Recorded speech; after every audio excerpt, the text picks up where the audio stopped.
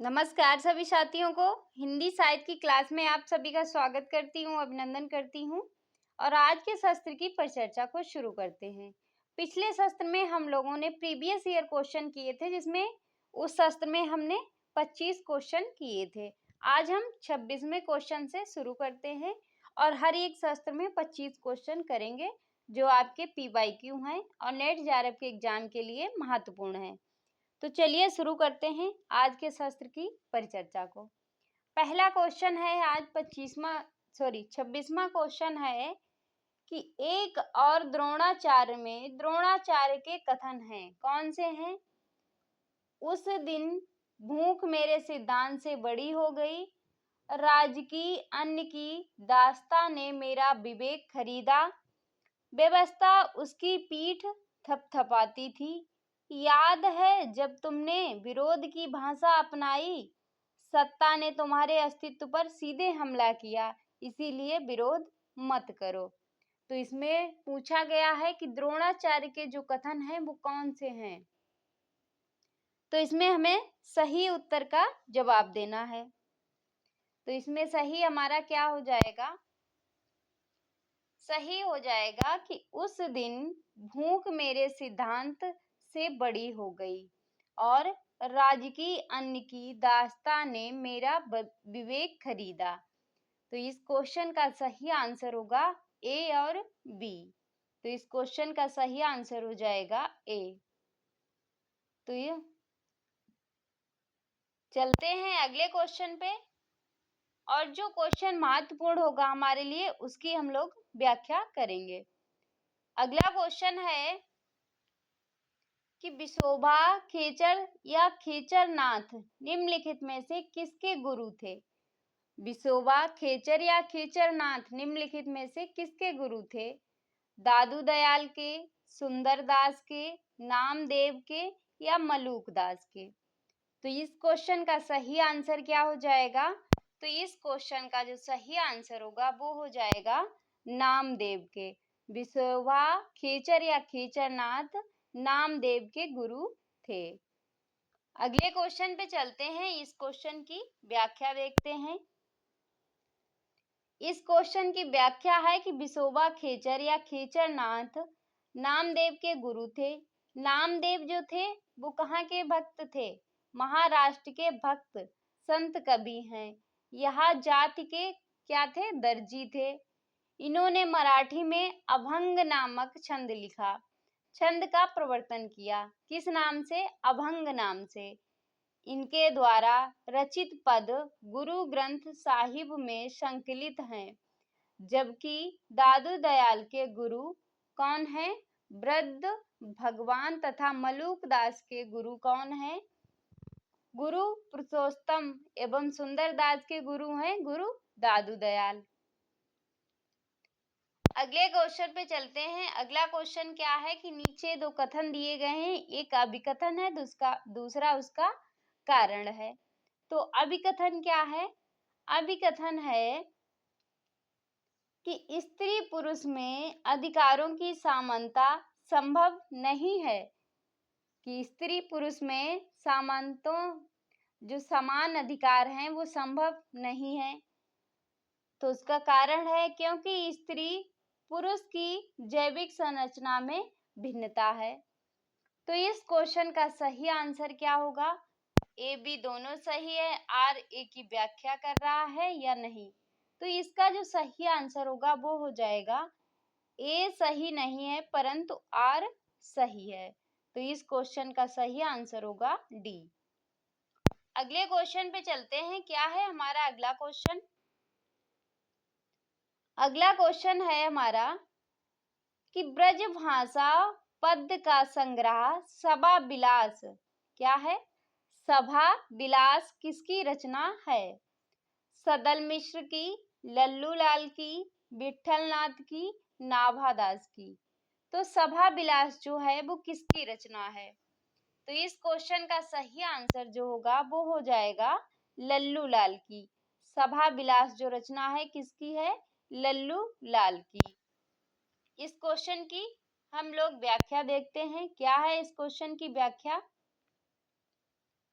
कि ब्रजभाषा पद्य का संग्रह सभा विलास लल्लू लाल की रचना है। लल्लू लाल कृत राजनीतिक माधव विलास तथा लाल चंद्रिका ब्रजभाषा गद्य में है तथा शेष रचनाएं खड़ी बोली में हैं।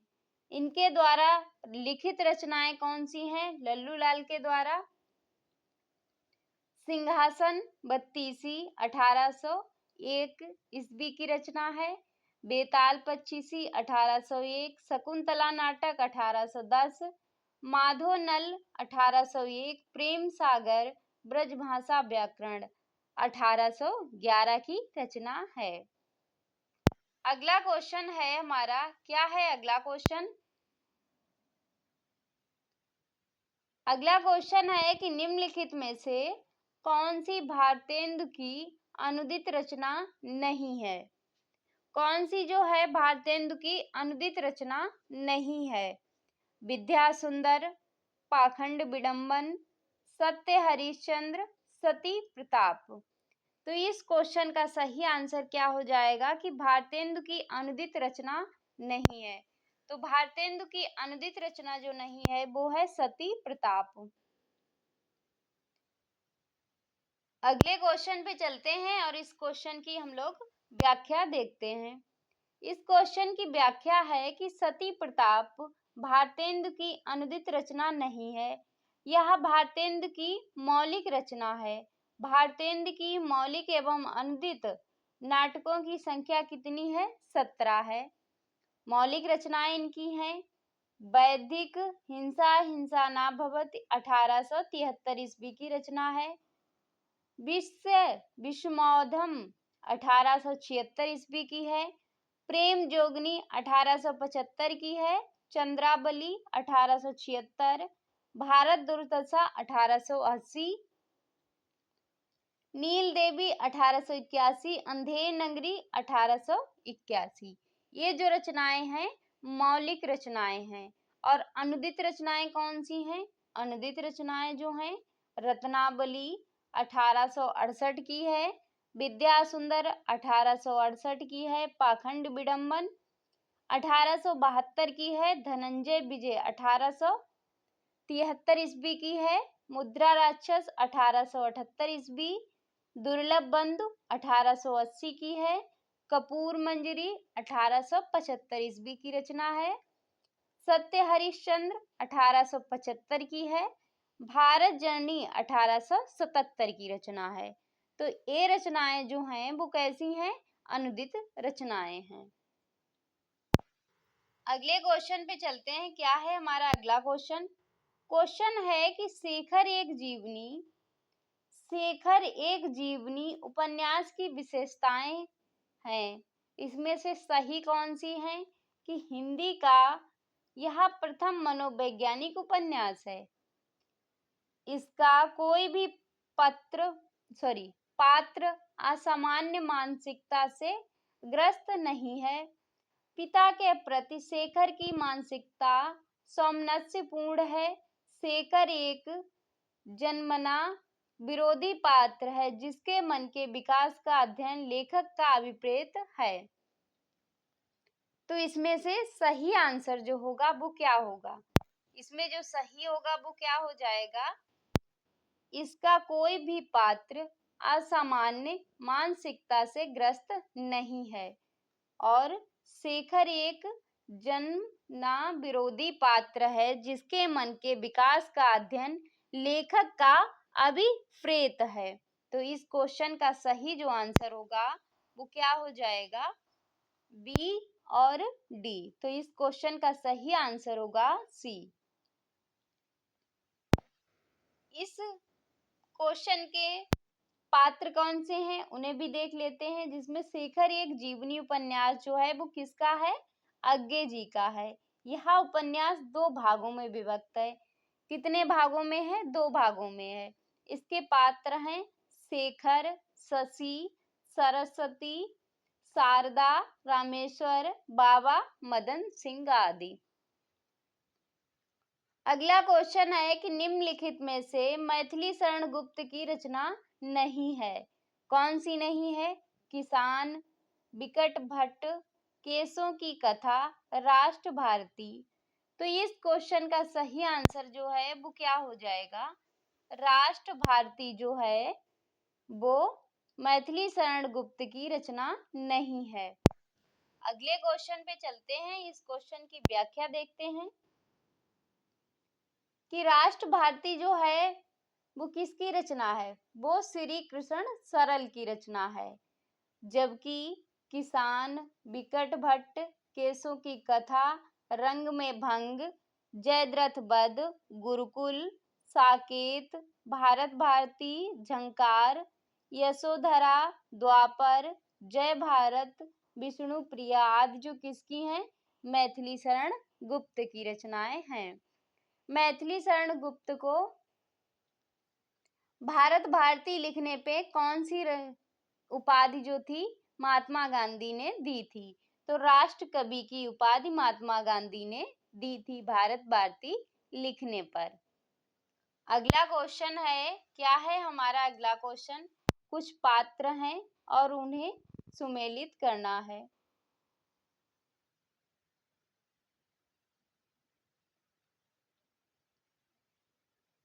जैसे मालती,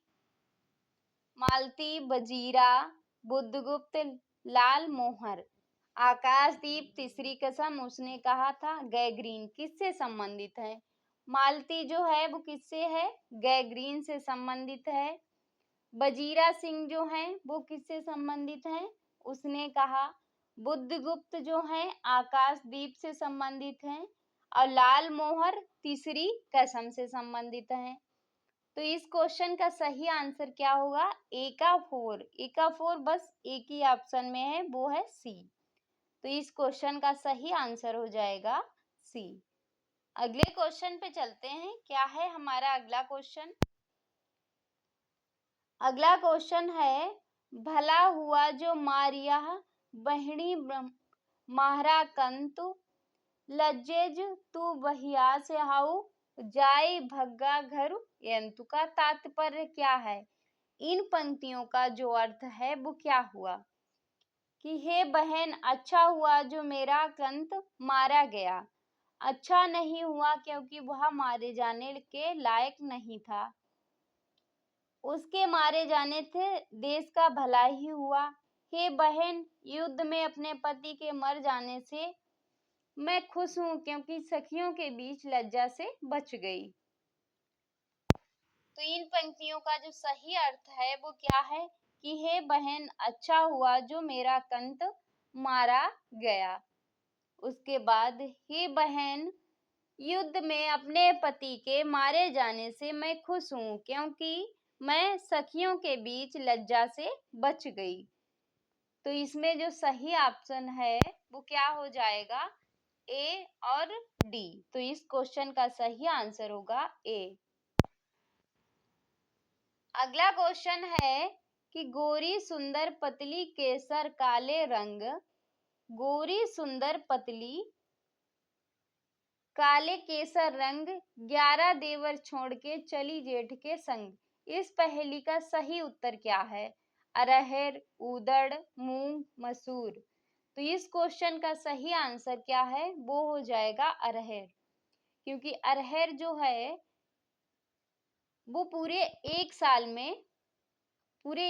में तैयार होती है ये फसल।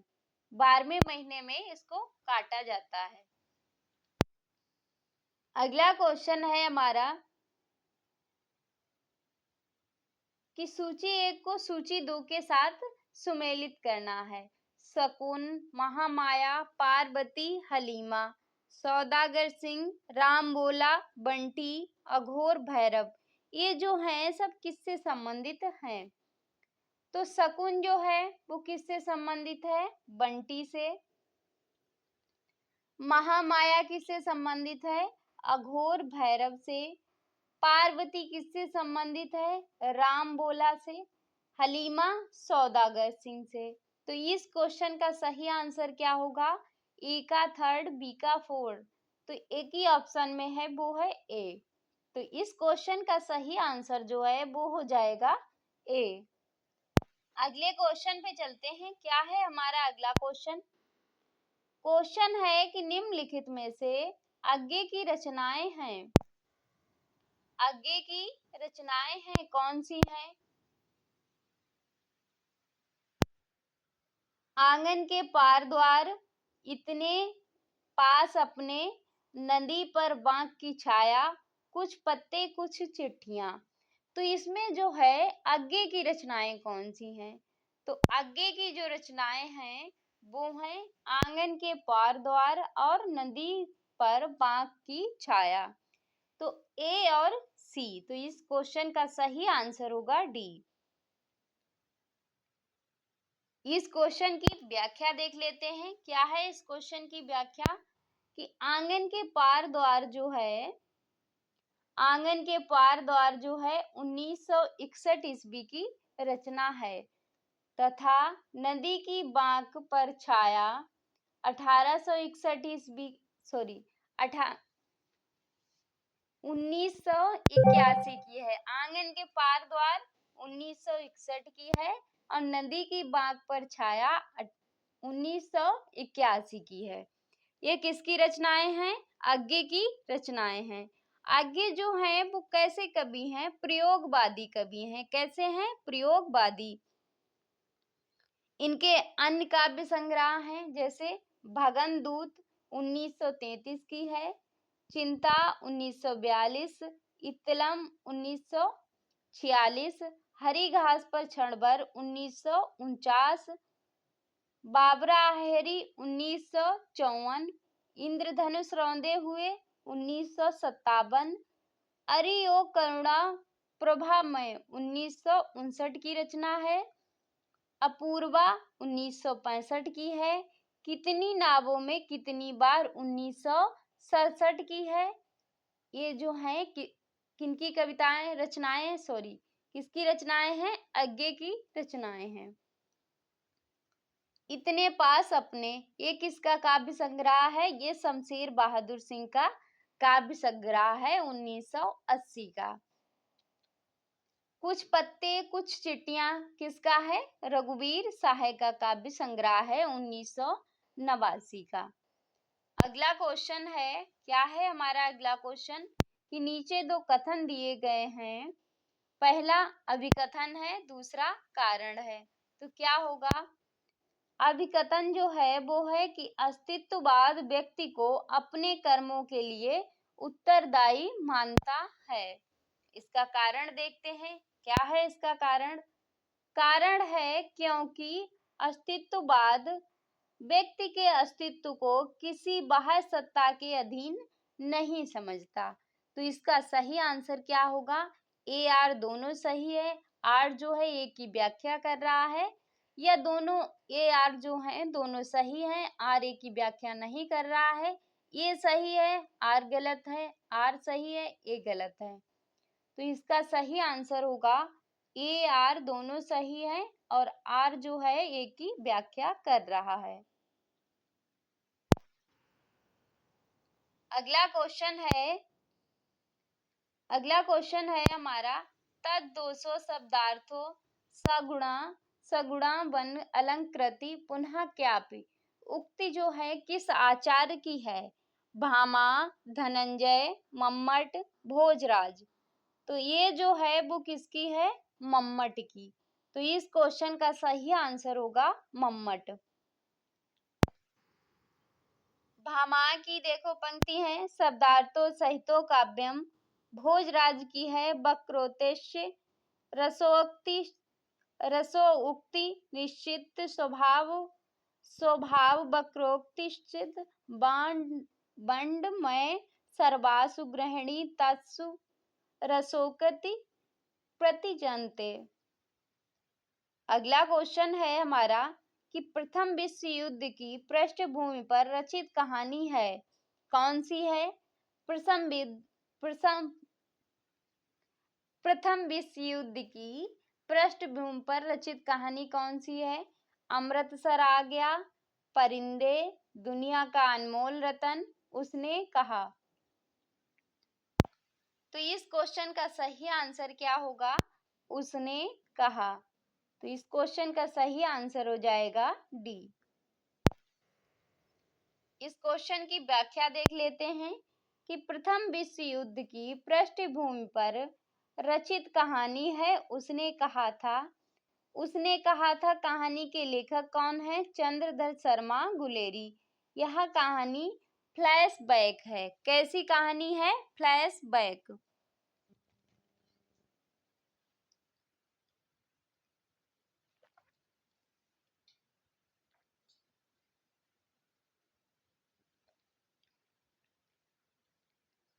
फ्लैशबैक यानी पूर्व दीप्ति पद्धति पर लिखित है। हिंदी की प्रथम कहानी भी कहा जाता है इसे। इस कहानी के प्रमुख पात्र कौन कौन से हैं? लहना सिंह, बोधा सिंह, सूबेदार हजारा सिंह। गुलेरी जी के द्वारा रचित कहानी है। एक गुलेरी जी की अन्य कहानी है सुखमय जीवन 1911 की, बुद्धू का कांटा 1914, जबकि परिंदे निर्मल वर्मा की, दुनिया का अनमोल रतन प्रेमचंद्र का है, अमृतसर आ गया भीष्म साहनी की रचना है। और अमृतसर जो है भारत और पाक विभाजन पर आधारित है। अगला क्वेश्चन है कि जात ले जात टके शेर जात, 1 टका दो, हम अभी अपनी जात बेचते हैं टके के वास्ते, अंधेर नगरी में। जात बेचने वाले ब्राह्मण के इस संवाद का व्यंग्यार्थ क्या है? यहाँ नंगड़े साधारण विशिष्ट असाधारण सब एक ही भाव बिक रहे हैं। यहाँ नंगड़े साधारण विशिष्ट हो जाता है। यहाँ सामंती मूल्य अक्षुण्ण रहते हैं। राजतंत्र में मूल व्यवस्थाएं अपरिवर्तनीय होती हैं। तो इस क्वेश्चन का सही आंसर जो है वो क्या है?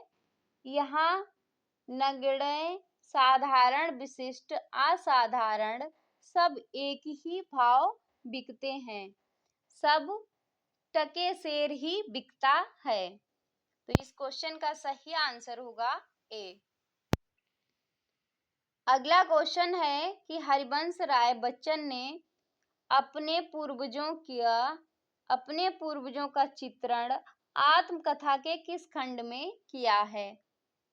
नीड़ का निर्माण फिर, बसेरे से दूर, 10 द्वार से सोपान तक, क्या भूलूं क्या याद करूं। तो हरिवंश राय बच्चन ने अपने पूर्वजों का चित्रण आत्मकथा के किस खंड में किया है? तो वो किया है क्या भूलूं क्या याद करूं। तो इस क्वेश्चन का सही आंसर होगा डी। इस क्वेश्चन की व्याख्या देखते हैं कि हरिवंश राय बच्चन जो हैं ने अपने पूर्वजों का चित्रण आत्मकथा के प्रथम खंड में किया। कौन सा? क्या भूलूं क्या याद करूं। ये पूछा भी जाता है कि ये कौन सा खंड है, तो ये प्रथम खंड है। आत्मकथा के 4 भाग हैं। पहला भाग है 1969, क्या भूलूं क्या याद करूं, पहला ही है। ये सीरियल से भी पूछे जाते हैं, क्रम से भी। द्वितीय खंड है 1970, नीड़ का निर्माण फिर। तृतीय है 1978, बसेरे से दूर। चतुर्थ खंड है, चौथा खंड है 1985, 10 द्वार से सोपान तक। अगला क्वेश्चन है कि लेखक हैं और उनकी रचनाएं हैं, कौन किससे संबंधित है? शरत चंद्र की कौन सी रचना है? तो शरत चंद्र की रचना है आवारा मसीहा। शिवरानी देवी की प्रेमचंद्र घर में है। राम वृक्ष बेनीपुरी, गेहूं और गुलाब। हरिवंश राय बच्चन की रचना है नीड़ का निर्माण फिर। तो इस क्वेश्चन का सही आंसर होगा ए का 4, ए का 4, बी का 3 और सी का 1। तो ये मिल रहा है डी में। तो इस क्वेश्चन का सही आंसर हो गया डी। अगले क्वेश्चन पे चलते हैं। क्या है हमारा अगला क्वेश्चन? क्वेश्चन है कि स्वच्छंद ग्रंथि बालों की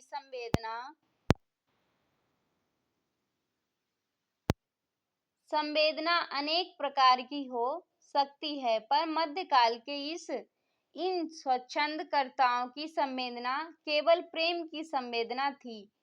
ये प्रेम की पीर के पक्षी थे। ये बात जो है किसने कही है? रामचंद्र शुक्ल ने, विश्वनाथ प्रसाद मिश्र ने, चंद्रवली पांडे ने या शिव कुमार वर्मा ने? तो ये जो बात है वो किसने कही है? विश्वनाथ प्रसाद मिश्र ने। तो इस क्वेश्चन का सही आंसर हो जाएगा बी। अगले क्वेश्चन पे चलते हैं। क्या है हमारा अगला क्वेश्चन? अगला क्वेश्चन है कि प्रकाशन के अनुसार सही क्रम लगाइए। प्रकाशन वर्ष के अनुसार निम्नलिखित ग्रंथों का सही अनुक्रम लगाइए। आंखों देखा पाकिस्तान, चीड़ों पर चांदनी, नए चीन में 10 दिन, पैरों में पंख बांधकर।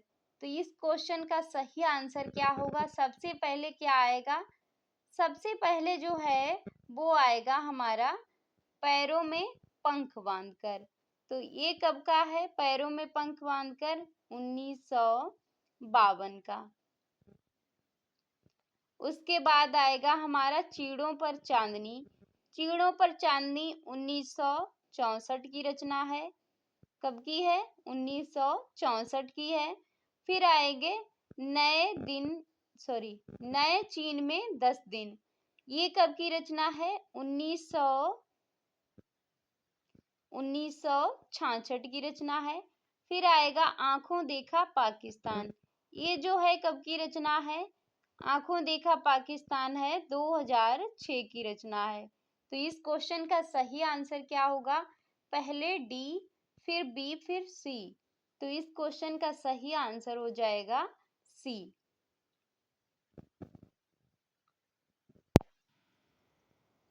पैरों में पंख बांधकर, इस क्वेश्चन की देखो व्याख्या है।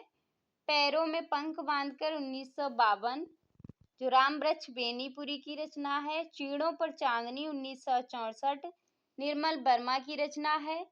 नए चीन में 10 दिन 1966 गिरधर राठी की रचना है। आंखों देखा पाकिस्तान 2006 कमलेश्वर की रचना है। अगला क्वेश्चन है कि आपका बंटी उपन्यास में वर्णित क्या है? समाज के प्रति विद्वेष, बालक में असुरक्षा की भावना, मातृ प्रेम की लालसा, आत्महत्या का विचार। तो इसमें से सही शब्द जो है वो क्या है? ये हो जाएगा बालक में असुरक्षा की भावना और मातृ प्रेम की लालसा। तो इस क्वेश्चन का जो सही आंसर है वो क्या होगा? बी और सी। तो इस क्वेश्चन का सही आंसर हो जाएगा ए। अगला क्वेश्चन है हमारा कि द्वैतवादी वैष्णव संप्रदाय के प्रवर्तक जो हैं वो कौन है? द्वैतवादी वैष्णव संप्रदाय के प्रवर्तक जो हैं वो कौन है?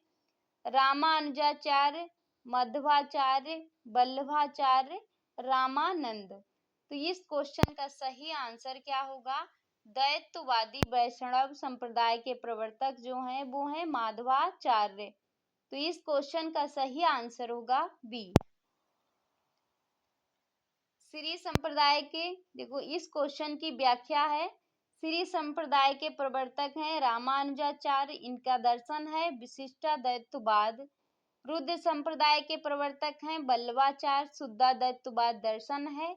रामावत संप्रदाय रामानंद, विशिष्टाद्वैतवाद इनका दर्शन है। अगले क्वेश्चन पे चलते हैं। क्या है हमारा अगला क्वेश्चन? क्वेश्चन है कुछ पंक्तियां दी गई हैं और कुछ पात्र हैं। इसमें से जो है वो कौन सा? विदुर की कौन सी पंक्तियां हैं?